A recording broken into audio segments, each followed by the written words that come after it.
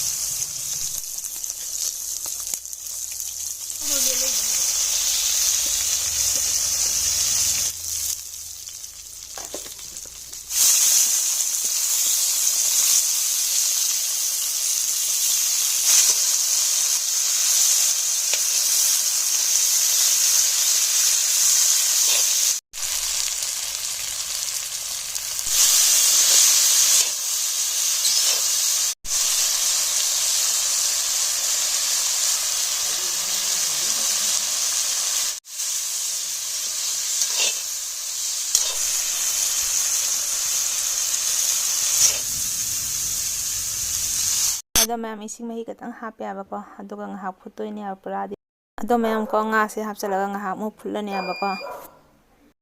ado mayam ising mahi hape hinjang se phajana saure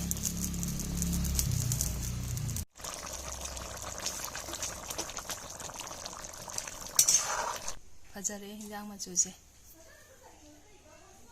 hai mayam puna makhrom jari ado ngasigi mathel sidi baw thongba ma leijare siga ngaring kha ma leijare siga chana ga kolwai ga mula mana ngobo ma leijare siga hangam chambura ma leijare hangam chambu che jam laudre to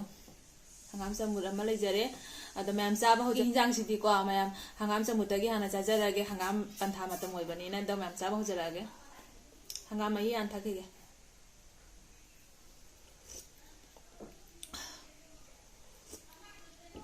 bang sar hinjang je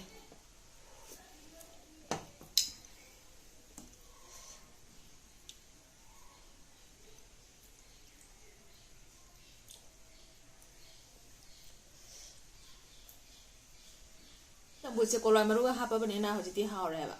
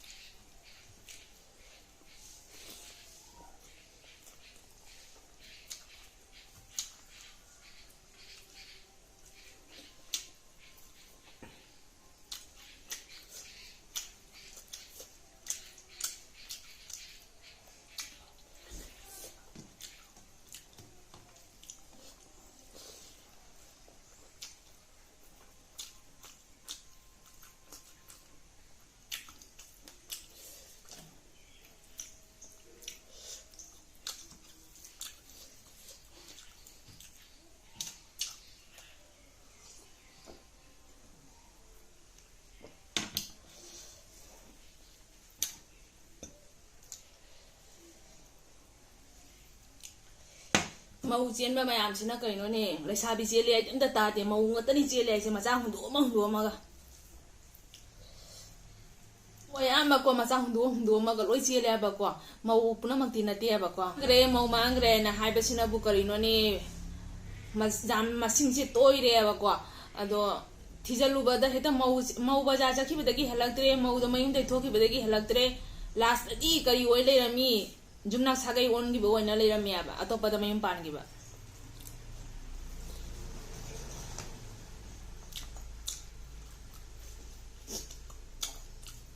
mau puna ma tuna te aba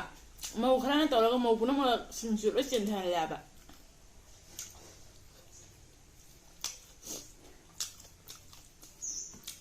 lesabi singsina atopa jati ga mayang nupa ga koina ba meti nupa re jeda ba dumaina mayang nupa du ga kalam ba hin ba jaw mo khangde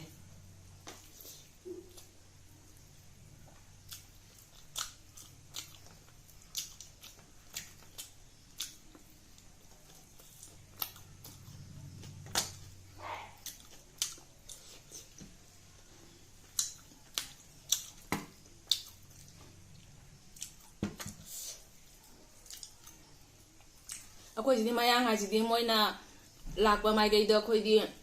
akwa wana theidok tana leijare theina ba phawa tal lena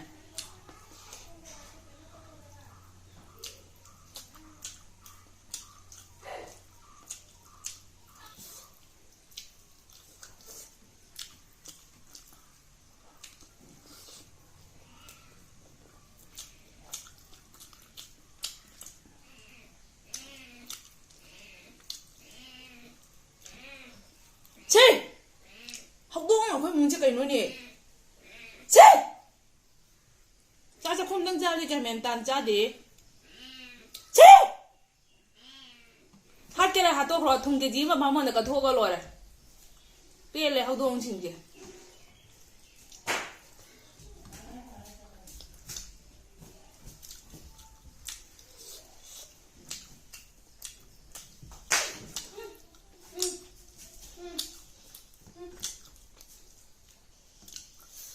atu so ko na loi ba dong da la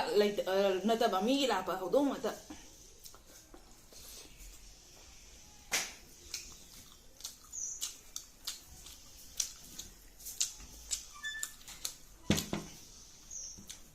mau jengre na hala ga na sung thi roi da bani phangna ba mafam du ga ne hat ka da bani u moro haira bhadorim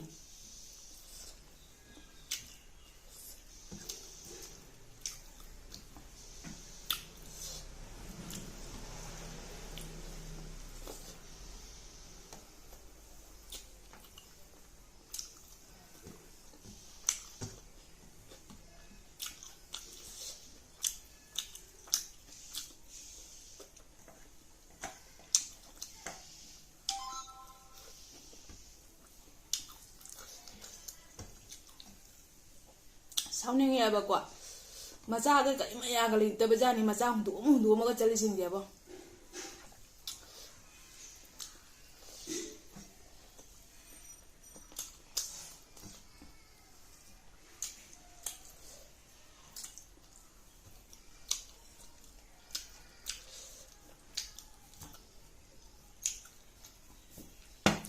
mobile pai badagi maupuna mamangai na haise mangbam thokte aba sijinabafam khangdana tawine aba sijinabafam khangadi mobile jam satina kana bane aba ko sijinabafam je phajana sijinaradi loina phai aba ko bikhani bami da sanagi plate pisalasu bikha adum ni aido ma sijinabafam khangdana adum bikha do ni ri aba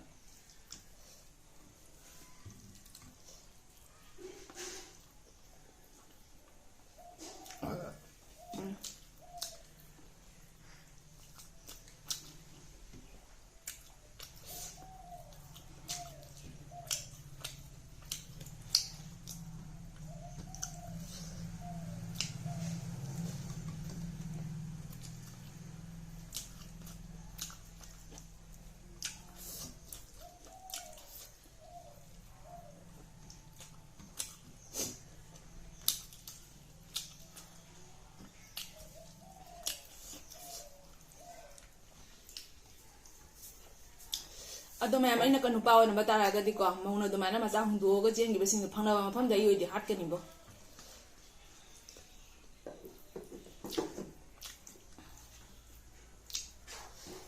mai mawadugi jesu loithomba ado ma halaga jende nungaina hawai charu bana phai